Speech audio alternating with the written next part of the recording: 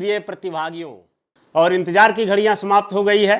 स्वतंत्रता दिवस से पहले ही बिहार सरकार ने नौकरी की तैयारी कर रहे, एक अच्छी सरकारी नौकरी की तैयारी कर रहे युवाओं के लिए एक बड़ा तोहफा दिया है। बिहार राज्य के प्रतिष्ठित सेवाओं में से एक माने जाने वाले सचिवालय सहायक अर्थात सहायक प्रशाखा पदाधिकारी की वैकेंसी आ गई है। आप जिसका इंतजार कर रहे थे, पलक फावड़े बिछाकर जिसका इंतजार कर रहे थे, वो घड़ी आ गई है और इस स्वतंत्रता दिवस पर नौकरियों की बहार लाई है। बिहार सरकार द्वारा आप सभी नौजवान युवाओं, मेहनती, निष्ठावान और अपने सपने सजाने के लिए, कैरियर को एक नए मुकाम पर ले जाने के लिए जो दिन रात मेहनत कर रहे हैं, उनके लिए एक सुनहरा अवसर है। बिहार कर्मचारी चयन आयोग द्वारा 4th CGL का नोटिफिकेशन जारी कर दिया गया है और 18 अगस्त से ऑनलाइन रजिस्ट्रेशन आमंत्रित किया गया है। 4th CGL में जो सबसे बढ़िया आकर्षण है वह सहायक प्रशाखा पदाधिकारी का पद है और कुल मिला के 4th CGL में देखा जाए 1481 यानी 481 वैकेंसी आ गई है। तो आइए मैं आपको कुछ गाइडेंस करता हूं और आज के इस गाइडेंस क्लास में मैं आपको बताऊंगा कि सहायक प्रशाखा पदाधिकारी का पद किस प्रकार का होता है, इसकी कितनी वैकेंसी है और इसके साथ साथ और भी कौन कौन से पद हैं। चूँकि कंबाइंड ग्रेजुएट लेवल एग्ज़ाम है तो जिसमें स्नातक स्तर के कई पद होते हैं, कभी तो 34-35 प्रकार के पद निकले थे, परंतु इस बार कुल 6 प्रकार के पद आए हैं, जिनमें से सबसे बड़ी जो संख्या है वो सहायक प्रशाखा पदाधिकारी का है। और सहायक प्रशाखा पदाधिकारी का जो पद है वो किसी ऑफिसर से कम नहीं है, ये बात आप जानते हैं। और यदि कोई विशेष बात ना हुई तो हमेशा आपकी पोस्टिंग पटना में रहेगी। आकर्षक वेतन भत्ते से लेकर आवास तथा अन्य सुविधाएं भी आपको मिलेगी। और सबसे बड़ी बात है कि बिहार की राजधानी पटना में आपको बिहार सरकार के अंतर्गत बिहार के लोगों को सेवा करने का मौका मिलेगा। तो ये बहुत अच्छी जॉब है, निश्चित तौर पर आप तैयारी करिए। आज के इस गाइडेंस प्रोग्राम में मैं बताऊंगा कि कितनी वैकेंसी बिहार सरकार द्वारा निकाली गई है, कौन कौन से इसमें पद है, इसका क्या एलिजिबिलिटी क्राइटेरिया है, यानी शैक्षणिक योग्यता क्या चाहिए, उम्र सीमा क्या होनी चाहिए, और इसका प्लान ऑफ एग्जामिनेशन, किस प्रकार के एग्जाम होंगे, एक चरण में होंगे, 2 चरण में होंगे, कौन कौन से विषय होंगे, किस प्रकार से हमें तैयारी करनी होगी, तैयारी की रणनीति के बारे में बताएंगे और कौन कौन विषयों पर हम अधिक ध्यान देकर हम इस परीक्षा को क्रैक कर सकते हैं। ये मेरा पहला वीडियो है इस संबंध में। इसकी तैयारी के लिए मैं समय समय पर मार्गदर्शन करता रहूँगा, ये हमारा वायदा है। आप हमारे चैनल को सब्सक्राइब कर लीजिए। इसमें कैसे जीएस की तैयारी करना है, कैसे मैथ की तैयारी करना है, कैसे रीजनिंग की तैयारी करना है, किस प्रकार से प्रैक्टिस करना है, कैसे रिवीजन करना है, कहाँ कोचिंग ज्वाइन करना है या नहीं करना है, कौन सी किताब पढ़नी है, सारी मैं डिटेल से बताता रहूँगा। आज की वीडियो में आपको बहुत कुछ क्लियर हो जाएगा, तो आप पूरा वीडियो बिना स्किप किए हुए ज़रूर देखिएगा। आपको पहला ही वीडियो में काफ़ी कुछ मिल जाएगा, जिससे आपका ना सिर्फ मोटिवेशन बढ़ेगा बल्कि आप डिसिप्लिन्ड भी होंगे और इस सचिवालय सेवा में एक पद प्राप्त करने के लिए आप कमर कस लेंगे। तो आइए मैं विस्तार से बात करता हूँ। सबसे पहले हम इस वैकेंसी को देखते हैं। बिहार कर्मचारी चयन आयोग द्वारा वैकेंसी आया है और विज्ञापन संख्या 5/25 है। ऑनलाइन रजिस्ट्रेशन 18/8/2025 से लेकर 17/9/2025 तक है। हालांकि फॉर्म अंतिम रूप से भरे जाने की तिथि 19 सितंबर है, ठीक है। और इसमें आप कुल मिला के देख सकते हैं कि 6 प्रकार के पद आए हैं। पहला जो है सहायक प्रशाखा पदाधिकारी, असिस्टेंट सेक्शन ऑफिसर। दूसरा है प्लानिंग असिस्टेंट, योजना सहायक। तीसरा कनीय सांख्यिकी सहायक, जूनियर स्टैटिकल असिस्टेंट। फिर डाटा एंट्री ऑपरेटर है, फिर ऑडिटर है फाइनेंस डिपार्टमेंट का, और फिर जो है ऑडिटर है कोऑपरेटिव डिपार्टमेंट का। तो ये 6 प्रकार के पद हैं और यहाँ पर कितनी कितनी वैकेंसी है वो भी दिया हुआ है। ये आपका नोटिफिकेशन का कॉपी है, परंतु मैं इसको और भी थोड़ा एलोबरेट करके देखेंगे आगे। यहाँ पर स्पष्ट नहीं है, परंतु आप देख सकते हैं ये सबसे बड़ा वैकेंसी जो है 1024 पोस्ट का आया है, सहायक प्रशाखा पदाधिकारी या फिर सचिवालय सहायक भी कह सकते हैं। नाम चेंज हो गया है, नाम क्यों चेंज हुआ, किन परिस्थितियों में हुआ है, उसके बारे में भी हम थोड़ी सी बात करेंगे। बिहार कर्मचारी चयन आयोग, बिहार स्टाफ सिलेक्शन कमीशन, ठीक है, ये चतुर्थ स्नातक स्तरीय संयुक्त प्रतियोगिता परीक्षा, 4th combined graduate level competitive examination, विज्ञापन संख्या 5/25, ऑनलाइन रजिस्ट्रेशन 18 अगस्त से लेकर 17 सितंबर तक मांगी गई है। इसमें कौन से महत्वपूर्ण पद है इसको पहले देख लेते हैं। तो नाम से ही स्पष्ट है, हालांकि ये 4th सीजीएल है और सीजीएल वैकेंसी में कई प्रकार का पद होता है, लेकिन ये सचिवालय सहायक का ऐसा पर्याय बन गया है कि आमतौर पर इसे सचिवालय सहायक की वैकेंसी कहते थे। हालांकि सचिवालय सहायक का नाम अब चेंज हो गया है। तो मुख्य पद क्या है? सहायक प्रशाखा पदाधिकारी, जिसको इंग्लिश में कहा जाता है असिस्टेंट सेक्शन ऑफिसर, और इसको हम इंग्लिश में शॉर्ट में कह सकते हैं ASO, असिस्टेंट सेक्शन ऑफिसर। पूर्व नाम क्या था? सचिवालय सहायक। जब पूर्व नाम सचिवालय सहायक था तो मैं भी इस सेवा में सेलेक्ट हुआ था फर्स्ट सीजीएल के माध्यम से, और फर्स्ट सीजीएल में सेलेक्ट होके बिहार सचिवालय में हमने 5 वर्षों तक सेवा दिया। और मुझे गर्व है कि जब हम लोग पदनाम परिवर्तन की बात कर रहे थे, पदनाम परिवर्तन की मांग सरकार से कर रहे थे, तो क्या नाम होना चाहिए?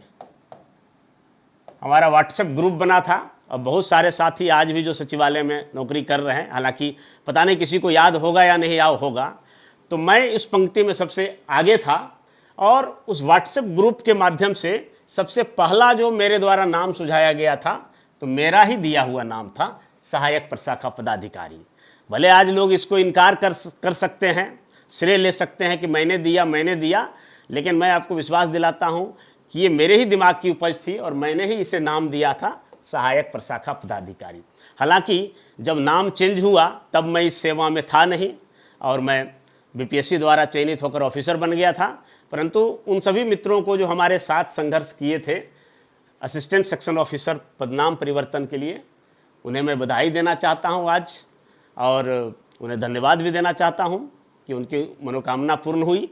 क्योंकि सहायक थोड़ा सा इन्फीरियर वर्ड लगता था, तो इसी को सुपीरियर बनाने के लिए असिस्टेंट सेक्शन ऑफिसर का नाम दिया गया था। तो चलिए, ये बहुत अच्छा पद है और इसकी सबसे बड़ी खासियत है कि आप चाहें तो ज़िंदगी भर पटना में रह के ही नौकरी कर सकते हैं, उच्च वेतनमान के साथ, उच्च हाउस रेंट अलाउंस के साथ। आपको सरकार द्वारा क्वार्टर भी मिल सकता है और समय आने पर प्रमोशन भी मिल सकता है। इसके प्रमोशनल रेवेन्यू के बारे में भी बताएंगे। आप 10 साल नौकरी कर लेंगे तो अमूमन आप प्रशाखा पदाधिकारी बन जाएंगे, और फिर 4-5 साल नौकरी के बाद आप अंडर सेक्रेटरी बन जाएंगे, फिर डिप्टी सेक्रेटरी बन जाएंगे और फिर जॉइंट सेक्रेटरी तक पहुंच सकते हैं। इसके बारे में मैं बाद में बात करूंगा। पहले आप चलते हैं, देखते हैं इसके पदों की संख्या कितनी है। तो मैंने बताया था कि पदों की संख्या कुल मिला के 6 है यहाँ, लेकिन 6 में से जो 3 पद है वो उतना ज़्यादा महत्वपूर्ण नहीं है। इवन कि ऑडिटर का जो पद है वो 2 विभाग द्वारा ऑडिटर का पद की वैकेंसी दी गई है, लेकिन दोनों का वेतनमान भी सेम है, काम भी सेम है, केवल डिपार्टमेंट अलग है, इसलिए उसको हमने एक ही में रखा।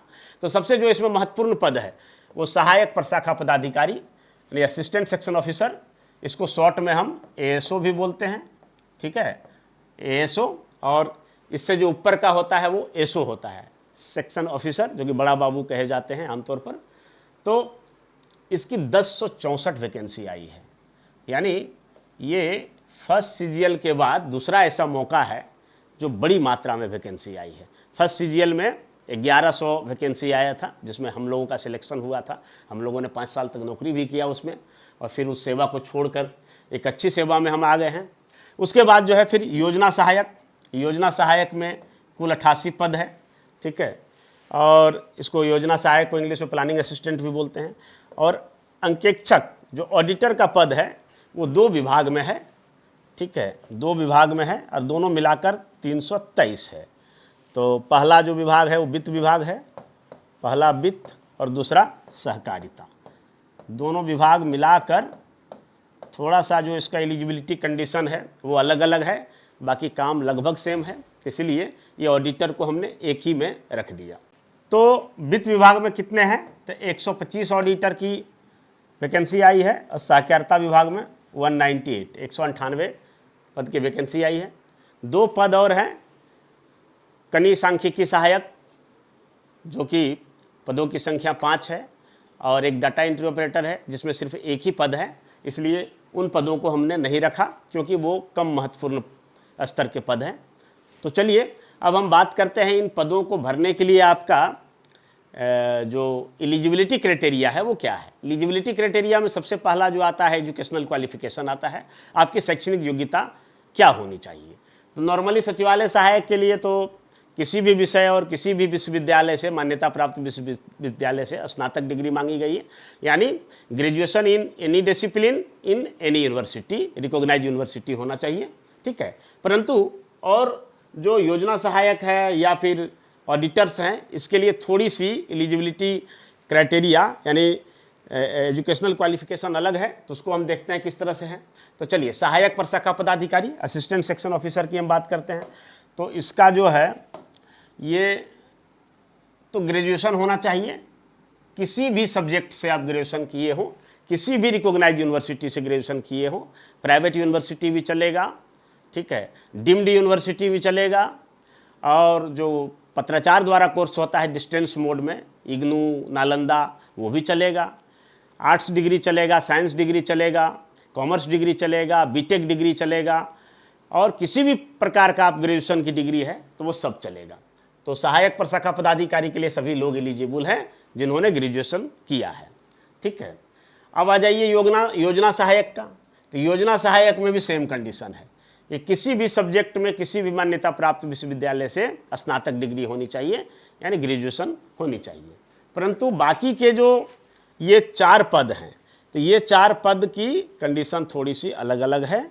सभी ग्रेजुएट लेवल के पद हैं, सभी में ग्रेजुएशन डिग्री चाहिए, लेकिन इसमें विषय थोड़ा सा अलग हो जाता है। तो जो अंकेक्षक है, वित्त विभाग वाला जो ऑडिटर का पद है, उसका क्या है, तो graduation in commerce, math, statics, economics, यानी आपका ग्रेजुएशन यदि आप बीकॉम किए हुए हैं तो ठीक है, अगर नहीं तो फिर मैथ से आप ग्रेजुएशन किए हुए हैं तब इसको भर सकते हैं। स्टैटिक्स यानी सांख्यिकी से अगर आप ग्रेजुएशन किए हैं तो उसको भर सकते हैं। और अगर आप बीए किए हैं और बीए में अगर बैचलर ऑफ आर्ट्स किए हैं, यानी कला विषय से आप स्नातक किए हैं, तो इकोनॉमिक्स का डिग्री चलेगा, ठीक है। फिर अंकेक्षक सहकारिता विभाग को देखिए, तो इसमें graduation in math and commerce, इसमें इकोनॉमिक्स और स्टैटिक्स को नहीं रखा है। अगर कोई बीकॉम किया है तो वो भर सकता है, और या फिर मैथ से ग्रेजुएशन किया है वो भर सकता है, ठीक है। फिर आ जाइए कनीय सांख्यिकी सहायक, मात्र 5 पद है। तो इसमें graduation math, commerce, statics, economics, मतलब ठीक ऊपर के जैसा, ये अंकेक्षक वित्त विभाग के जैसा है। ये 4 सब्जेक्ट में से किसी एक सब्जेक्ट अगर उसका स्नातक स्तर पर हो तो वो इसको भर सकता है। एक बात, मुख्य बात जो ध्यान देने योग्य बात है कि ये जो हम बता रहे हैं विषय कि मैथ होना चाहिए, कॉमर्स होना चाहिए, स्टैटिक्स होना चाहिए, इकोनॉमिक्स होना चाहिए, तो बिहार में ऑनर्स का कंसेप्ट है, तो कोई ज़रूरी नहीं है कि वो ऑनर्स हो। यानी अगर सब्सिडरी सब्जेक्ट के रूप में भी आपका स्टैटिक्स है या इकोनॉमिक्स है, मैथ है, तो आप इसके लिए एलिजिबल हैं। यानी कोई ज़रूरी नहीं कि ऑनर्स होना चाहिए। ऑनर्स की बाध्यता समाप्त कर दी गई, पहले हुआ करता था, लेकिन अब ये कर दिया गया है कि किसी भी तरह का सब्जेक्ट हो, सब्सिडरी सब्जेक्ट हो तो भी चलेगा। अब बात करते हैं डाटा एंट्री ऑपरेटर का। तो डाटा एंट्री ऑपरेटर का एक ही पद है, और इसमें ग्रेजुएशन के साथ साथ PGDCA चाहिए, या फिर अगर कोई बीटेक का डिग्री लिया है कंप्यूटर साइंस में, या फिर बैचलर ऑफ इंजीनियरिंग का डिग्री लिया है कंप्यूटर साइंस के साथ, तो वो अप्लीकेशन कर सकते हैं। तो एक ही पद है, तो चलिए इसको हम गौण रखते हैं। अब हम बात करते हैं कि जो 4th CGL है उसका उम्र सीमा क्या है। तो आइए उम्र सीमा की बात करते हैं। उम्र की गणना कब से की जाएगी, तो इसके लिए कट ऑफ डेट भी है। BSSC ने कट ऑफ डेट निकाले हुए हैं, और वो कट ऑफ डेट क्या है, तो 1 अगस्त 1/8/2025 1/8/2025 को ऊपरी उम्र सीमा या न्यूनतम उम्र सीमा की गणना की गई है। तो सभी कोटियों के लिए, सभी पदों के लिए जो न्यूनतम उम्र सीमा है तो न्यूनतम उम्र सीमा क्या है? 21 वर्ष है। यहाँ 18 वर्ष नहीं है, 21 वर्ष है। चूँकि 18 वर्ष में तो कोई एलिजिबल ही नहीं होगा, क्योंकि 17-18 साल में तो इंटर करता है, 3 साल उसको ग्रेजुएशन करने में, यानी 20 साल ग्रेजुएशन करने में लग जाएगा। ठीक है, तो 21 वर्ष जो है न्यूनतम उम्र सीमा है। और अधिकतम उम्र सीमा में कंडीशन है, अलग अलग कैटेगरी के लोगों के लिए अलग अलग उम्र सीमा निर्धारित किया गया है। तो जैसे अगर कोई जनरल मेल है, यानी सामान्य वर्ग का पुरुष है, जिसको कि अनरिजर्व्ड मेल कहा जाता है, तो इसके लिए अधिकतम जो उम्र सीमा है वो 37 वर्ष, 37 ईयर्स के यदि नहीं हुए हैं और 21 वर्ष के हो चुके हैं तो आप इसको अप्लाई कर सकते हैं। ठीक है, परंतु यूआर फीमेल को, अगर जनरल कास्ट की जो महिला है, अनरिजर्व्ड की महिला है, तो उसके लिए 40 वर्ष है। यहाँ पर महिलाओं को 3 वर्ष का छूट दिया गया है। उसी प्रकार बैकवर्ड कास्ट या एक्सट्रीम बैकवर्ड कास्ट, या फिर इसको कह सकते हैं बैकवर्ड कास्ट और मोस्ट बैकवर्ड कास्ट, या फिर बैकवर्ड कास्ट एनेक्सर 2 और बैकवर्ड कास्ट एनेक्सर 1। ठीक है, इसके मेल और फीमेल यानी पुरुष और महिला दोनों के लिए 40 वर्ष है, यानी अधिकतम उम्र 40 वर्ष होनी चाहिए। ठीक है, वही शेड्यूल कास्ट और शेड्यूल ट्राइब्स, अनुसूचित जाति और अनुसूचित जनजाति के महिला पुरुष दोनों के लिए अधिकतम उम्र है 42 वर्ष। ठीक है, अब इसके अतिरिक्त भी कुछ कैटेगरी में छूट है, जैसे कि दिव्यांग यानी फिजिकली जो चैलेंज्ड लोग हैं, उनको ऊपरी सीमा में 10 वर्ष की छूट दी गई है। 10 वर्ष का छूट मतलब हुआ कि प्रत्येक कैटेगरी के लिए अलग अलग हो सकता है। यानी कहने का मतलब है कि कोई अगर जनरल का यानी अनरिजर्व्ड कास्ट का कोई दिव्यांग व्यक्ति होगा तो इसको 37 और प्लस 10 कर दीजिए, 47 वर्ष तक वो भर सकता है। उसी प्रकार अगर कोई फीमेल होगी, दिव्यांग महिला होगी जनरल कास्ट की, तो 40 प्लस 10 यानी 50 तक जो है ये फॉर्म भर सकता है। उसी प्रकार बीसी ईबीसी को कर दीजिए, तो यहाँ भी 40 में से 10 कर दीजिए, यानी 50 साल तक ये फॉर्म भर सकता है। उसी प्रकार एससी एसटी को कर दीजिए, तो ये इसमें प्लस 10 कर दीजिए, तो बराबर 52 साल तक कोई अगर दिव्यांग एससी एसटी है तो उसकी अधिकतम उम्र सीमा 52 वर्ष होगी। ठीक है, तो ये सभी कैटेगरी में 10-10 साल जुट जाएगा। इसके अतिरिक्त बिहार सरकार के यदि कोई कर्मचारी हैं, ठीक है, तो उसको 5 वर्ष की छूट मिलेगी, और ये 5 वर्ष की छूट 5 बार मिलेगा, और 5ही बार वो एग्ज़ाम में बैठ भी सकते हैं। यानी अगर वो बिहार सरकार की सेवा में आ गए हैं, ठीक है, और बिहार सरकार के उम्र में छूट दिए जाने संबंधी जो संकल्प है, जिसको कि विज्ञापन में आप पढ़ लीजिएगा, उस संकल्प से पहले वाले एग्ज़ाम को इग्नोर किया जाएगा, परंतु उस संकल्प के बाद जितना भी एग्ज़ाम देंगे उसकी गिनती की जाएगी। और बिहार सरकार के कर्मचारियों को मात्र 5 बार ही कर्मचारी चयन आयोग के एग्ज़ाम में बैठने की अनुमति है। अगर आप बीपीएससी के एग्ज़ाम में बैठते हैं तो वहाँ भी 5 बार है। यानी बिहार कर्मचारी चयन आयोग, बिहार तकनीकी आयोग, या बिहार पुलिस अवर चयन आयोग, या फिर बिहार लोक सेवा आयोग, सबके लिए अलग अलग है कि 5 बार आप अधिकतम बैठ सकते हैं। और इस 5 बार के लिए आपको 5 साल की छूट मिलेगा। यानी उदाहरण के लिए अगर कोई अनरिजर्व कैटेगरी का बिहार सरकार का कर्मचारी है तो उसको 37 और 5 प्लस 5 कर दीजिए, तो 42 साल तक वो फॉर्म भर सकते हैं। उसी प्रकार अगर अनरिजर्व कैटेगरी की कोई महिला है और वो 40 उसको जो है अगर बिहार सरकार की कर्मचारी है तो 40 और 5 बराबर 45 साल तक वो फॉर्म भर सकता है। ठीक है, उसी प्रकार अगर हम बीसी ईबीसी की बात करें तो यहाँ भी अगर 40 और 5 साल बिहार के कर्मचारी के लिए अधिकतम 5 बार एग्जाम के लिए तो 45 साल तक वो बैठ सकते हैं। एससी एसटी के संबंध में देख लीजिए तो 42 साल तो ऐसे नॉर्मली है, ठीक है, परंतु अगर वो बिहार सरकार के कर्मचारी हैं तो 47 साल तक फॉर्म आप इसको भर सकते हैं, एग्जाम में बैठ सकते हैं। तो ये उम्र कैटेगरी है, इसको भी ध्यान से देखने की ज़रूरत है। बहुत बार इसमें कन्फ्यूजन होता है। अब कई सारे लोग हमें कॉल करके पूछते हैं, इसीलिए मेरा ये कर्तव्य बनता है कि मैं बता दूं कि इस तरह से उम्र सीमा में एलिजिबिलिटी क्राइटेरिया है। खास करके जो बिहार सरकार के कर्मचारी हैं उन्हें बड़ा कन्फ्यूजन रहता है। तो आप ये जान लीजिए कि आप जिस कैटेगरी में हैं उसकी जो अधिकतम उम्र सीमा है ये, इसमें आप 5 साल जोड़ दीजिए और ये आपको 5 बार बैठने के लिए मिलेगा। 5 एग्जाम में बैठ सकते हैं, उसके बाद नहीं बैठ सकते हैं। ठीक है, हर आयोग का अलग अलग, जैसे बिहार कर्मचारी चयन आयोग में 5 बार, बीपीएससी में 5 बार, अगर बिहार पुलिस सेवा चयन आयोग है तो उसमें 5 बार, बिहार तकनीकी सेवा आयोग है तो उसमें 5 बार, मतलब अलग अलग सबकी होगी। और ये संकल्प के बाद ये माना जाएगा। ठीक है, अब चलिए बात करते हैं वेतन एवं भत्ते। काफ़ी क्यूरियोसिटी रहता है लोगों का कि कितना वेतन मिलेगा, क्योंकि मुख्य तो यही चीज़ है, बाकी सेवा भाव कैरियर वगैरह सब कुछ ठीक है, लेकिन सवाल है कि पैसा कितना मिलेगा।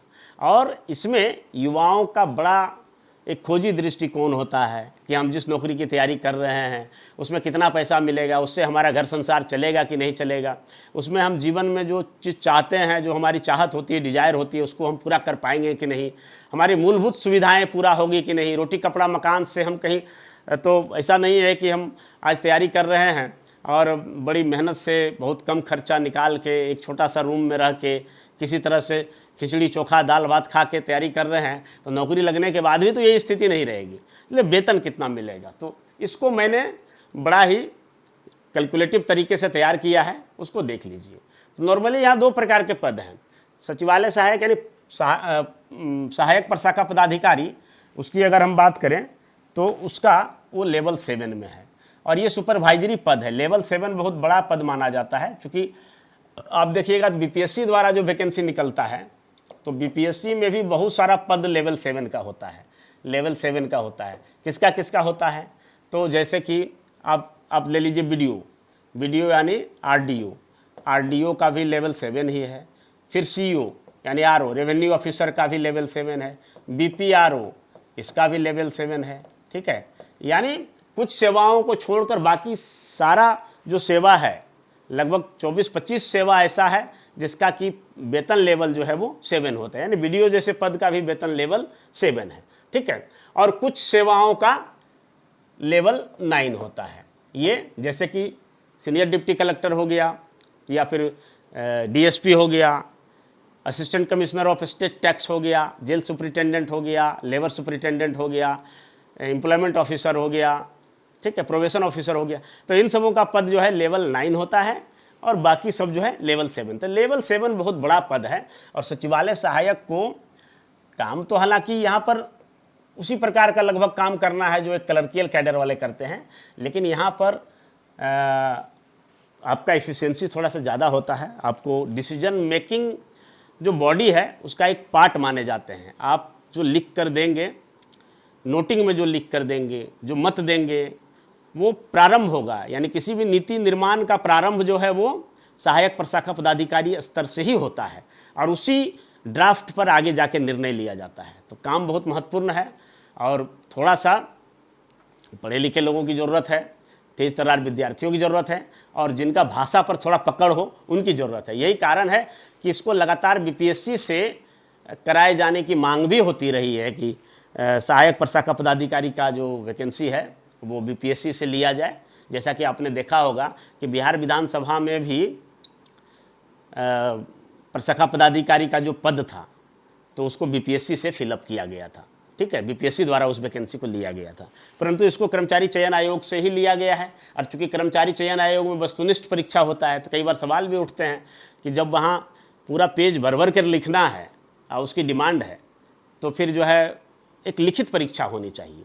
लेकिन चूँकि अब लिखित परीक्षा के जो झमेले हैं उसको सारे आप जानते हैं, तो अगर कम समय में एग्ज़ाम लेना है मेधा को जांचते हुए, तो उसके लिए वस्तुनिष्ठ एग्ज़ाम ही सही है। उसमें विवाद कम होते हैं और बहुत कम समय में एग्ज़ाम को भी कंडक्ट कराया जा सकता है। तो यही कारण है कि हम लोग लेवल 7 का भी परीक्षा वस्तुनिष्ठ देकर और यहाँ पर सचिवालय सेवा में आ सकते हैं। बिहार सचिवालय सेवा संवर्ग का नाम है।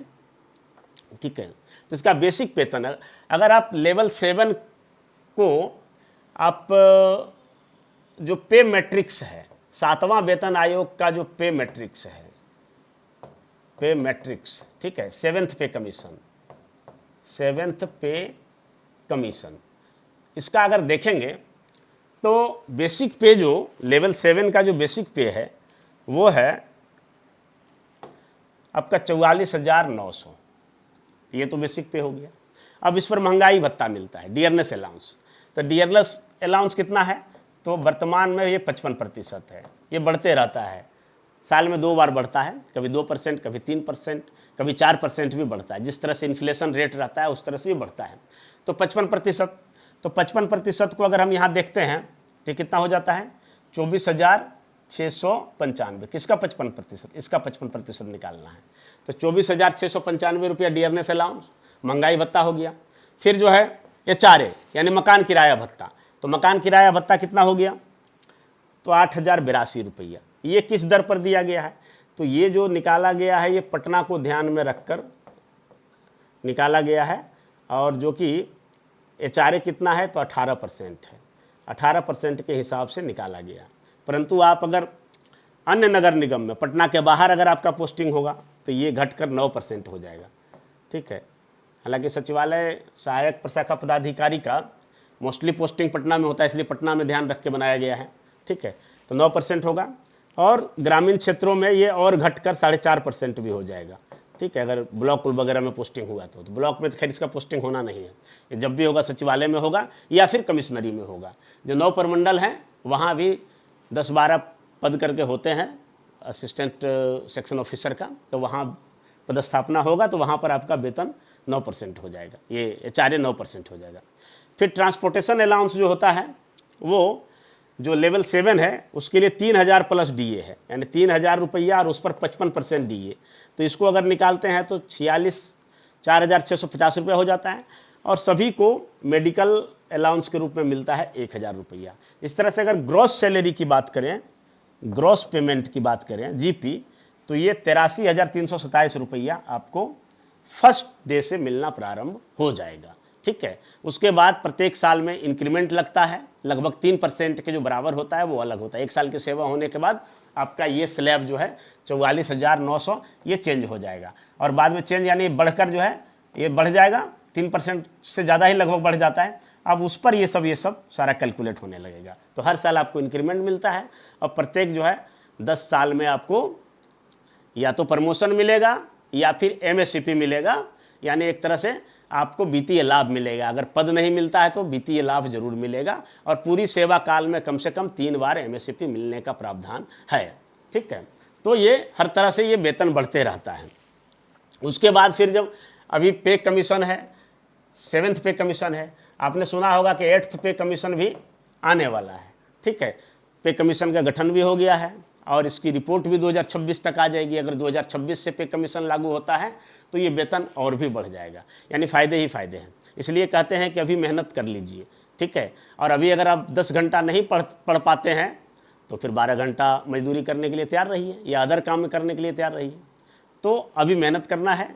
युवा अवस्था एक ऐसा अवस्था है जहाँ अगर आप मेहनत करते हैं तो पूरा जीवन आप आलिशान जो जीवन है वो आलिशान जीवन जी सकते हैं, और जो चाहते हैं वो कर सकते हैं। हालांकि ऐसा नहीं किसी एग्ज़ाम को पास कर लेने से आपके जीवन की चुनौतियाँ समाप्त हो जाती है, चुनौतियाँ तो हमेशा लगी रहेगी। ठीक है, परंतु क्या है कि उसके समाधान के रास्ते आसान होते चले जाएंगे। ठीक है, तो चलिए अब इसमें क्या है, ये GP है।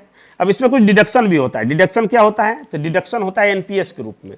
2 डिडक्शन है मुख्य रूप से, एक NPS है और दूसरा है GIC। ठीक है, तो 120 रुपया GIC और 10% बेसिक प्लस DA, इसका जो है 10% वो कटता है NPS के रूप में। तो ये 7,080 रुपया आपका डिडक्शन हो जाएगा प्रत्येक महीना, यानी नेट पे जो होगा आपको इन हैंड जो है काट कूट के जो सैलरी आएगा वो 76,247 रुपया आएगा। ये आज के कैलकुलेशन के हिसाब से है। आने वाले समय में अगर DA बढ़ जाएगा तो और थोड़ा पेमेंट आपका बढ़ जाएगा। ये आज के डेट में, आज मैं 6 अगस्त को ये वीडियो रिलीज कर रहा हूँ, 6 अगस्त 2025, तो आज के डेट के हिसाब से इस तरह से है। ठीक है, अब लेवल 5 की बात करते हैं। तो लेवल 5 में अगर बेसिक पद को देखें तो ये 29,200 है। देखिए खासा फर्क आ जा रहा है।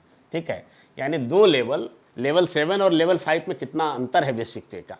ठीक है, इसलिए आपको मेहनत करना है और इस पद को लेना है, ये ध्यान रखिए। लेवल 7 का लेना है, लेवल 5 में काफ़ी वेतन कम रहेगा। ठीक है, फिर इसमें DA अगर हम 55% को देखें तो 16,060 रुपया, 16,060 रुपया DA हो गया। फिर अगर हम बात करें HRA का, मकान किराया भत्ता, हाउस रेंट अलाउंस का, तो ये 5,256 रुपया। फिर ट्रैवलिंग अलाउंस की बात करें 2,325 रुपया, और फिर मेडिकल अलाउंस 1,000 रुपया। यानी ये आपका ग्रॉस जो सैलरी है, ग्रॉस पे जो है वो 53,841 रुपया आएगा। ठीक है, इसमें से डिडक्शन हो जाएगा 4,646 रुपया। ठीक है, एनपीएस के रूप में डिडक्शन होगा, ठीक है से, और जीआईसी के रूप में डिडक्शन होगा। यानी नेट पेमेंट जो होगा वो 49,195 रुपया का होगा। अगर आप लेवल 5 में जाते हैं और दोनों का लगभग तुलना कर लीजिए तो कितना वेतन का फ़र्क है, तो लगभग जो है आपका 27,000 का फ़र्क आ जा रहा है। ठीक है, इस दोनों पद में कितना वेतन का फ़र्क आ जा रहा है, तो 27,000 प्रति महीना का फ़र्क आ जा रहा है। इसलिए आपको क्या करना है, आपका टारगेट ये होना चाहिए, गोल ये होना चाहिए कि हमको ये पद प्राप्त करना है। ठीक है, और अगर असिस्टेंट सेक्शन ऑफिसर बन गए, सहायक प्रशाखा पदाधिकारी में आपका चयन हो गया, तो निश्चित तौर पर आगे यदि आपकी और भी चाहत है, और भी बड़ा एम्बिशन है, तो आप यूपीएससी की तैयारी कर सकते हैं, बीपीएससी की तैयारी कर सकते हैं, या अपने अंदर कोई भी क्षमता है तो आपको पूरा समय मिलेगा। सप्ताह में 5 दिन काम करना है, शनिवार रविवार छुट्टी रहती है, तो इस 2 दिनों में आप कोई रचनात्मक कार्य कर सकते हैं। अपने जीवन के कुछ अधूरे पहलू अगर रह गए हैं तो उसको पूरा कर सकते हैं। आप सिंगिंग कर सकते हैं, डांसिंग कर सकते हैं, किताब लिख सकते हैं, किताब पढ़ सकते हैं, बीपीएससी की तैयारी कर सकते हैं, कोई कला संगीत साधना का क्षेत्र अपना सकते हैं, मतलब पूरा अवसर है। इसलिए ये अच्छा पद है। अब आइए बात करते हैं कि प्लान ऑफ एग्जामिनेशन क्या है। ठीक है, प्लान ऑफ एग्जामिनेशन, तो ये प्लान ऑफ एग्जामिनेशन के अंतर्गत जो एग्ज़ाम लेने का इसका जो प्रोसेस है ये 2 चरण में है। ठीक है, 2 चरण में इसका एग्ज़ाम होगा। पहला इसको आप कह सकते हैं नॉर्मली पीटी, और दूसरा आप कह सकते हैं मेंस। ठीक है, लेकिन अंतर क्या है कि बीपीएससी का जो पीटी होता है, बीपीएससी का जो पीटी होता है वो ऑब्जेक्टिव होता है। ठीक है, और मेंस जो होता है वो सब्जेक्टिव होता है, यानी लिखित होता है। परंतु यहाँ पर जो बीएसएससी का एग्ज़ाम है, बीएसएससी जो एग्ज़ाम लेती है तो वो दोनों ही ऑब्जेक्टिव होता है। बीएसएससी द्वारा 4th सीजीएल जो एग्ज़ाम लिया जाएगा तो दोनों क्या होगा, दोनों वस्तुनिष्ठ होगा, और दोनों में एमसीक्यू प्रश्न होंगे, यानी बहुवैकल्पीय प्रश्न होंगे, और 4 उत्तरों में से एक सही उत्तर आपको चुनना होगा। दोनों ही पीटी और मेंस दोनों ही वस्तुनिष्ठ होगा, ऑब्जेक्टिव एग्जाम लिया जाएगा, यानी इसमें लिखना नहीं है, टिक मारने वाला ही एग्ज़ाम है। ठीक है, लेकिन अब अगर कंप्यूटर पर एग्ज़ाम होता है, जैसा कि संकेत भी दिया है, लेकिन मुझे लगता है कि शायद ये ऑफलाइन ही होगा। अगर ऑनलाइन होगा तो फिर ऑनलाइन देना है। ठीक है, अब पिछले बार हुआ भी है ऑनलाइन, तो इसको थोड़ा सा हम अगले बार में क्लियर करेंगे कि ऑनलाइन होगा या ऑफलाइन होगा। ठीक है, तो कंप्यूटर बेस्ड अगर होता है तो वहाँ पर वो आपको कर्सर क्लिक करना है। तो प्रारंभिक परीक्षा की अगर बात करें, प्रारंभिक परीक्षा, ठीक है, तो ये सिंगल पेपर होगा, एक ही पत्र होगा, एक पेपर होगा, और कितना का होगा, तो 150 प्रश्न होंगे, 150 प्रश्न होगा, और प्रत्येक प्रश्न जो है वो 4-4 अंक का होगा, और 150 को यदि 4 से गुना करें तो फुल मार्क्स कितना हो जाएगा, 600। ठीक है, और अगर आप सही उत्तर देते हैं, आप राइट आंसर देते हैं, तो प्रत्येक के लिए मिलेगा आपको कितना, 4 अंक। ठीक है, और अगर आप गलत उत्तर देते हैं तो कितना होगा कि 1/4। ठीक है, या इसको बोल सकते हैं 0.25 निगेटिव भी है। यानी कहने का मतलब है कि आप 150 अंक में से मान लिया जाए कि 120 प्रश्न बनाए, ठीक है, और 120 प्रश्न में 100 प्रश्न आपका सही हुआ, 100 प्रश्न सही हुआ और 20 गलत हुआ, तो क्या हो जाएगा, 100 प्रश्न के बदले आपको 400 नंबर यहाँ क्रेडिट हुआ, 400 नंबर क्रेडिट हुआ, और जो 20 क्वेश्चन गलत किए तो उसमें जो है 20 जो है वो डेबिट होगा, यानी आपका टोटल स्कोर कितना हो जाएगा, 80 हो जाएगा। ठीक है, यानी एक क्वेश्चन आप सही करते हैं तो 4 नंबर मिलेगा। ठीक है, और एक क्वेश्चन अगर आप गलत करते हैं तो फिर सही वाला में से 1 नंबर माइनस कर लिया जाएगा। यहाँ पर आप देख सकते हैं 150, फिर से समझ लीजिए, अगर 150 प्रश्न यहाँ है, 150 में से आप 30 प्रश्न छोड़ देते हैं, 120 प्रश्न का उत्तर देते हैं, 120 प्रश्न के उत्तर में से आपका 100 प्रश्न सही होता है, तो 100 को 4 से गुना करेंगे तो 400 आपका जो है क्रेडिट हो गया। और फिर जो है 20 क्वेश्चन अगर इसमें से गलत हो जाता है तो 20 क्वेश्चन के बदले में 20 नंबर आपका काट लिया जाएगा। तो क्या हो जाएगा, 380 नंबर आपका शेष रह जाएगा और इसी पर आपका मेरिट बनेगा। ठीक है, अब आते हैं मुख्य परीक्षा की बात करेंगे। मुख्य परीक्षा के लिए तो चलिए पीटी के बाद सारी चीज़ें तय होगी, लेकिन अभी जो संकेत मिला है उस संकेत के अनुसार से, और होता भी आया है इसी तरह से, कि जो मेंस एग्जाम है मुख्य परीक्षा वो 2 पत्र का होता है। पहला जो पत्र होता है वो हिंदी का होता है, और हिंदी में ये 100 नंबर का हिंदी होगा, ये भी ऑब्जेक्टिव होगा, ये भी ऑब्जेक्टिव होगा, और ये क्या होगा, ये भी क्वालिफाइंग होगा। 30 नंबर लाना है, 100 नंबर में से 30 नंबर लाना है, ये क्वालिफाई हो जाएंगे। और यदि 30 नंबर नहीं लाए तो इधर का कॉपी जांचा ही नहीं जाएगा, आप यहीं पर डिस्क्वालीफाई हो गए। ठीक है, तो ये जरूरी है कि 30 नंबर लाना है। हालांकि 30 नंबर जो हिंदी भाषी स्टूडेंट है उसका 30 नंबर आसानी से आ जाता है। और जो मुख्य पत्र होगा, जो मेन होगा, तो उसमें पीटी के जैसा ही 3 भाग रहेगा। पीटी के बारे में हम आगे चर्चा करेंगे। तो पहला होगा सामान्य अध्ययन का, दूसरा होगा सामान्य विज्ञान और गणित का, और तीसरा होगा मानसिक क्षमता जांच का। ये पीटी और मेंस दोनों का एक ही जैसा सिस्टम है। अंतर यही है कि पीटी में क्या है, पीटी में एक ही पत्र है, और मुख्य परीक्षा में यानी मेंस में जो है वो 2 पत्र है, यानी एक हिंदी का भी देना है। यहाँ 2 पाली में एग्जाम होगा। तो अभी तो मुख्य परीक्षा में देर है, ये तो पहले आप पीटी क्वालिफाई कीजिएगा तब जाइएगा मेंस परीक्षा की तरफ। तो पहले हम समझ लेते हैं पीटी के बारे में।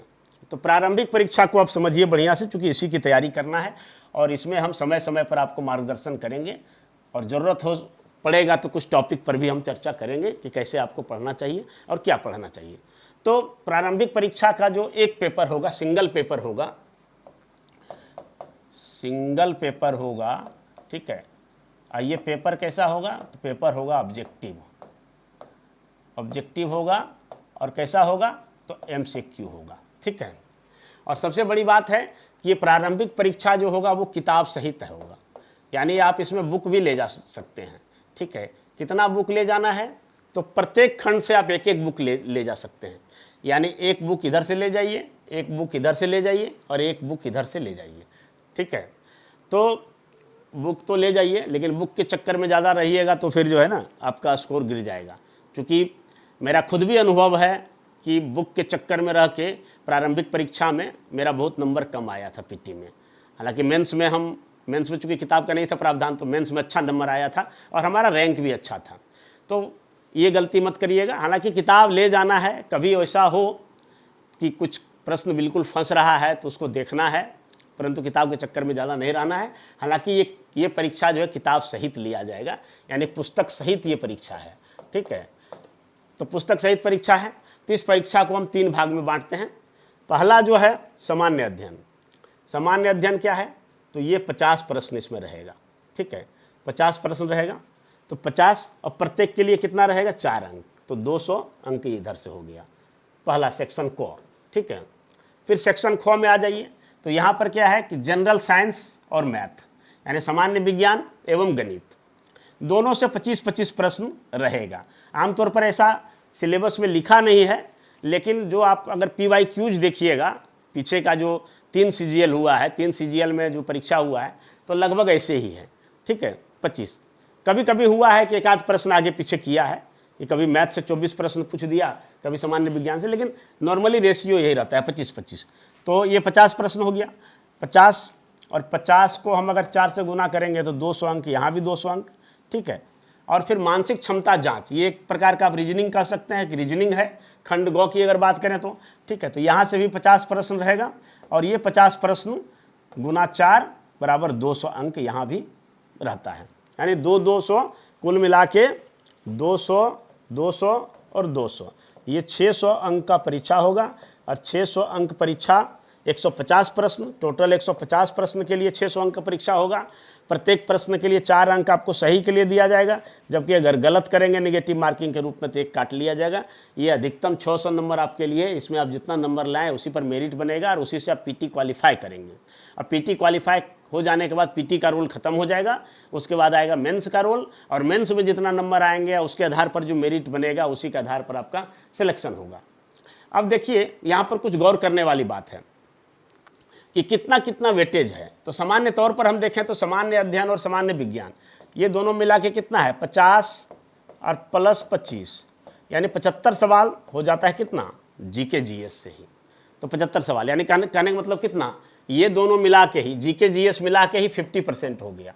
तो 50% सवाल यहीं से आ जा रहा है जीके जीएस से। अब 50% सवाल आ जा रहा है गणित और रीजनिंग से, ठीक है। तो गणित में 25 नंबर और मानसिक क्षमता जांच में 50 नंबर, यानी इधर से ये दोनों गणित और रीजनिंग मिला के 75 नंबर, यानी ठीक जो है 50-50 पर आप रख सकते हैं, 50% जीके जीएस और 50% मैथ रीजनिंग। अब सवाल उठता है कि अब 50 जो क्वेश्चन है, क्या ये 50 क्वेश्चन पूछेगा रीजनिंग में? तो आप देखिएगा, अगर PYQ उलट कर देखिएगा तो ये रीजनिंग में भी मैथ घुसा हुआ रहेगा। यानी आप कह सकते हैं इस 50 में से जो है कम से कम 15 सवाल ऐसे रहेंगे जो लगेगा कि मैथ का ही है। तो आप मान लीजिए, ठीक है, 25 और 15 40 सवाल आप मान लीजिए कि मैथ का ही है, और उधर आप 35 सवाल आप मान सकते हैं कि रीजनिंग का है, और यही बेस बना के आपको तैयारी करना है। तो इसको हम तैयारी की रणनीति भी आगे बताएंगे। पहले आप देख लीजिए, सिलेबस को देख लीजिए। सिलेबस क्या है? तो प्रारंभिक परीक्षा का सिलेबस इस प्रकार है, इसको आप नोटिफिकेशन में देख लीजिएगा, पढ़ लीजिएगा। मैं केवल जो है थोड़ा सा चर्चा इस पर करूंगा, उसके बाद आपको एग्जाम की तैयारी कैसे करनी है उसके बारे में हम चर्चा करेंगे। तो खंड क में क्या है? इसमें प्रश्नों का उद्देश्य अभ्यर्थी के आसपास के वातावरण की जानकारी तथा समाज में उनके अनुप्रयोग के संबंध में उनकी योग्यता की जांच करना होगा। वर्तमान घटनाओं और दिन प्रतिदिन की घटनाओं का सूक्ष्म अवलोकन के साथ वैज्ञानिक दृष्टिकोण जैसे मामलों की जानकारी के संबंध में प्रश्न पूछे जाएंगे, जिनके बारे में जानकारी रखने से किसी भी शिक्षित व्यक्ति से अपेक्षा की जाती है। और इसमें बिहार, भारत और इनके पड़ोसी देशों के संबंध में विशेष रूप से प्रश्न पूछे जाते हैं। यानी कहने का मतलब ये जो चीज़ें लिखी गई है सिलेबस में, ये कहाँ मिलेगा आपको? तो NCERT में मिलेगा, ठीक है। NCERT का पुस्तक तैयार ही इसलिए किया गया है कि एक पढ़ा लिखा व्यक्ति से वो अपेक्षा किया जा सके कि आप अपने आसपास के वातावरण के बारे में जानकारी रखते हैं, देश विदेश सहित अपने स्थान में घट रही घटनाओं के बारे में आप जिज्ञासु प्रवृत्ति के रहते हैं, उसके बारे में घटनाओं का विश्लेषण करते हैं, समझते हैं, और ज्ञान विज्ञान की थोड़ी आपकी जानकारी होनी चाहिए। तो यही है, ठीक है। तो इसको भी 3 भाग में बांटा गया, आप देख सकते हैं, ठीक है। तो पहला है समसामयिकी विषय, तो वैज्ञानिक प्रगति, राष्ट्रीय अंतर्राष्ट्रीय पुरस्कार, भारतीय भाषाएं, पुस्तक, लिपि, राजधानी, मुद्रा, खेल खिलाड़ी, यानी प्योरली आप समझ सकते हैं करेंट अफेयर्स प्लस जो ट्रेडिशनल जीके है वो यहाँ पर है, ठीक है। अब भारत एवं उसके पड़ोसी देश, भारत और पड़ोसी देश का इतिहास, भारत और पड़ोसी देशों का इतिहास, ठीक है। भारत का इतिहास, संस्कृति, भूगोल, ठीक है, स्वतंत्रता आंदोलन, भारतीय कृषि, यानी एक तरह से पूरा है इसमें इतिहास भी है, पॉलिटी भी है, इकोनॉमिक्स है, भूगोल है, ठीक है, पंचायती राज, सब कुछ है, ठीक है। तो इसमें आप समझ सकते हैं कि पूरा जो है जीके है, ठीक है। ट्रेडिशनल जीके को छोड़कर बाकी सभी history, geography, economics, political science, Indian constitution, good governance, Bihar, सब चीज़ है इसमें, ठीक है। अब दूसरा खंड आइए, सामान्य विज्ञान एवं गणित। तो सामान्य विज्ञान के अंतर्गत इसको भी 2 भाग में बांटा है। सामान्य विज्ञान में भौतिक शास्त्र, रसायन शास्त्र और जीव विज्ञान, और भूगोल भी इसमें शामिल कर दिया गया है। यानी भूगोल इधर भी है और इधर भी है, दोनों तरफ भूगोल को डाल दिया गया है, ठीक है। और गणित में क्या है? तो नंबर सिस्टम है, ठीक है, पूर्ण संख्याओं का विकलन है, दशमलव, भिन्न संख्याओं के बीच परस्पर संबंध, मूलभूत अंक गणितीय संक्रियाएँ, प्रतिशत, अनुपात, समानुपात, औसत, ब्याज, लाभ, हानि, ये सब एक तरह से जो कमर्शियल मैथ है, नंबर सिस्टम और कमर्शियल मैथ इसमें पूछा जा रहा है, ठीक है। और फिर जो है मानसिक क्षमता जांच में इस प्रकार का है कि शाब्दिक और गैर शाब्दिक, यानी वर्बल और नॉन वर्बल दोनों प्रकार का रीजनिंग रहेगा, जिसमें आप देख सकते हैं कि क्या क्या प्रश्न पूछे जा सकते हैं। सादृश्य, समानता, भिन्नता, कल्पना, समस्या, ठीक है, समाधान, विश्लेषण, दृश्य, स्मृति, विभेद, अवलोकन, संबंध, अवधारणा, ठीक है। तो ये रीजनिंग को अगर आप चाहें तो बुक के साथ सीख सकते हैं, कई प्रकार के बुक भी हैं इसमें आते हैं, ठीक है, राजेश वगैरह के बुक हैं। परंतु इसको आप चाहें तो केवल प्रैक्टिस से ही, जो प्रैक्टिस सेट में प्रैक्टिस है या जो मंथली मैगजीन में जो आता है रीजनिंग, वहाँ से भी आप इसको कर सकते हैं, कोई दिक्कत नहीं है, ठीक है। अब आ जाइए, हम बात करते हैं कि क्या जो इनके विषय हैं उनके बीच क्या वेटेज है, कितना वेटेज है, ठीक है। तो टोटल जैसा कि हम जानते हैं कितने प्रश्न हैं, तो टोटल प्रश्न है 150। तो 150 को अगर वेटेज के अनुसार से बांटें, इसकी चर्चा हमने पहले भी किया है। अब देख लीजिए, 150 में से अब क्या है कि जीके जीएस जो है मेन पिलर के रूप में दिख रहा है यहाँ पर। ये जो पिलर है, ये जो बड़ा वाला पिलर है वो जीके जीएस का है। तो जीके जीएस जो है मेन पिलर के रूप में दिख रहा है, बड़ा वाला पिलर, ठीक है। चूँकि ये जो है 50% का वेटेज धारण करता है, ठीक है। 75 सवाल यहाँ से आते हैं और 75 सवाल में आपके क्या है कि 50 सवाल जीके जीएस से और 25 सवाल जो है वो जनरल साइंस से पूछे जाएंगे। तो सबसे अधिक इस पर फोकस करना है, ठीक है।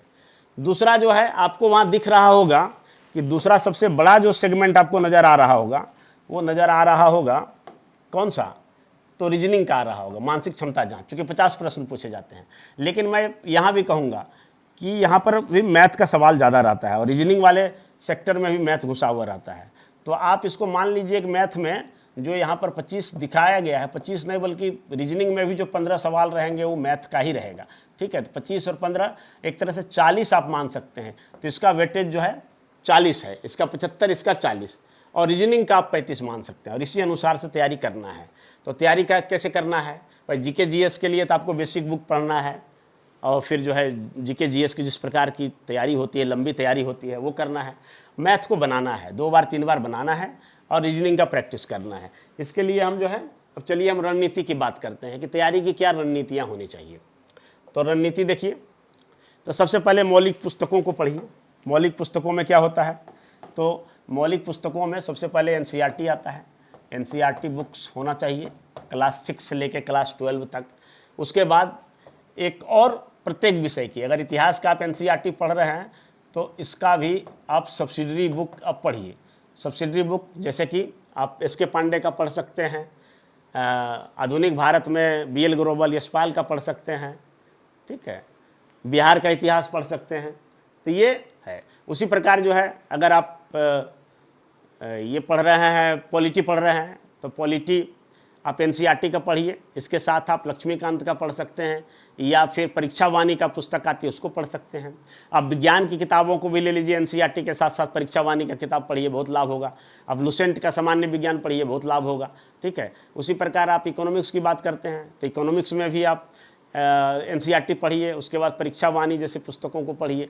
तो ये मौलिक पुस्तकें रहना चाहिए। उसके बाद आप गाइड वगैरह पढ़ सकते हैं, ठीक है। गाइड वगैरह उसके बाद पढ़ सकते हैं लास्ट में, पहले तो आपको ये पढ़ना पड़ेगा। उसके बाद स्वयं जो है तथ्यवार नोट्स बनाइए, अपना नोट्स स्वयं बनाइए। स्पाइरल बाइंडिंग का कॉपी ले लीजिए, ठीक है। और सादा कॉपी जो है ना, फुल स्केप वाला कॉपी रहता है उसमें लिखने का प्रैक्टिस करिए, आपको बीपीएससी का भी तैयारी साथ साथ होता चला जाएगा। तो स्पाइरल बाइंडिंग का कॉपी ले लीजिए और उसमें अपना नोट्स बनाइए प्रत्येक सब्जेक्ट की, यानी कितने सब्जेक्ट हो जाते हैं, एक इतिहास, दूसरा भूगोल, तीसरा राज व्यवस्था, चौथा इकोनॉमिक्स, पांचवा जनरल साइंस, छठा जो है करंट अफेयर्स। तो ये छः कॉपी ले लीजिए आप जीके जीएस के लिए, एक कॉपी आप मैथ के लिए ले लीजिए, एक कॉपी रीजनिंग के लिए लीजिए, यानी 8-10 स्पाइरल बाइंडिंग की कॉपी ले लीजिए और उसमें जो है आप स्वयं अपना नोट्स बनाना शुरू कीजिए। और पूरा कॉपी जो है जब तक एग्जाम होता है भर देना है। आपका पीटी और मेंस एक ही बार तैयारी हो जाएगा। बीपीएससी जैसा नहीं कि पीटी का अलग तैयारी करना पड़ेगा, मेंस का अलग तैयारी करना पड़ेगा। यहाँ दोनों ही वस्तुनिष्ठ एग्जाम है और दोनों में सेम प्रवृत्ति का सवाल पूछे जा रहे हैं, तो दोनों की तैयारी एक साथ हो जाएगी। तो तथ्यवार स्वयं का नोट्स बनाना है, सेल्फ नोट्स बनाना है। फिर गणित का क्या है कि इसका पुनरीक्षण करना है। आमतौर पर जो भी अभी विद्यार्थी यहाँ पर तैयारी की सोच रहे होंगे, तो मुझे लगता है कि निश्चित तौर पर आपका मैथ जो है पहले से ही कंप्लीट हो चुका होगा। और अगर मैथ कंप्लीट नहीं हुआ है, जो विद्यार्थी मैथ नहीं बनाया है, ठीक है, उसको आज ही आर एस अग्रवाल का किताब लेके और उसको बनाना शुरू कर देना है अपने किसी सीनियर की मदद से। अपने अगर आपसे सीनियर भाई बहन हो जिनको आर एस अग्रवाल का मैथ बनाना आता है, उसकी मदद से आप शुरू कर दीजिए, ठीक है, और तैयारी प्रारंभ कर दीजिए, ठीक है। अगर नहीं तो अगल बगल के कोई टीचर हैं जो मैथ पढ़ाते हैं या कोई कोचिंग में, तो मैथ की तैयारी अभी से हो जाना चाहिए, उसमें तनिक भी कोताही नहीं होनी चाहिए, ठीक है। तो ये हो जाना चाहिए। और अगर आप मैथ बना चुके हैं तो उसका रिवीजन प्रारंभ हो जाना चाहिए और चैप्टर वाइज पुनः बनाना शुरू कीजिए। मैथ है कि भूलने का चीज़ है, जितना आप अधिक समय हो जाएगा मैथ का फार्मूला भूल जाएंगे, उसका अनुप्रयोग भूल जाएंगे, और सबसे बड़ी बात है कि आपका स्पीड घट जाएगी, कैलकुलेशन पावर घट जाएगी। इसीलिए लगातार जो है ना मैथ को रिवाइव करने की ज़रूरत है, तो उसको करते रहिए, ठीक है। फिर है कि PYQs। अब पिछले जो 3 CGL हुए हैं और इसके साथ साथ जो BPSC का एग्ज़ाम हुआ है, दरोगा का एग्ज़ाम हुआ है, तो उसको आप लीजिए, एक किताब खरीद लीजिए। कई पब्लिकेशन वाले हैं कि पूरा BPSC, BSSC, दरोगा सबका एग्ज़ाम का जो है ना वो निकाल देते हैं पूरा। तो वो खरीदिए, PYQs को देखिए, उसमें किस तरह के प्रश्न पूछे गए हैं, कैसे पूछे जाते हैं, उसका क्या ट्रेंड रहा है, किस किस सब्जेक्ट के किस किस टॉपिक से प्रश्न पूछा जाता है, इसको देखिए और उसी के अनुसार से अपनी तैयारी रखिए। PYQs बहुत ज़रूरी है और PYQs को आप बना के भी देखिए, उससे भी पता चलेगा कि आप कितने पानी में है, कितना आपसे प्रश्न सॉल्व हो पा रहा है। ठीक है, उसके बाद आइए प्रैक्टिस सेट। ठीक है, मॉडल सेट बाज़ार में बहुत सारा निकलता है, उनको खरीदिए, प्रैक्टिस करने की आदत रहेगी तो आपसे गलतियां कम होगी। ठीक है, और साथ साथ नॉलेज भी बढ़ेगा।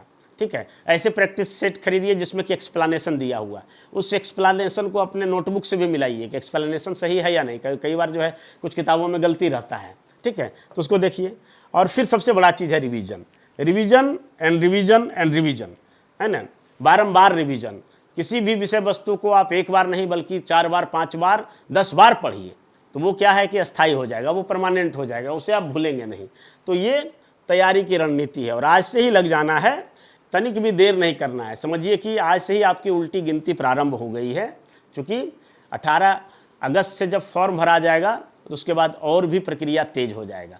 सीट कितना है? 1064। ठीक है, और फॉर्म कितने भरे जाएंगे? तो कम से कम जो है 3 से 4 लाख फॉर्म भरे जाएंगे। ठीक है, और सीट कितना है?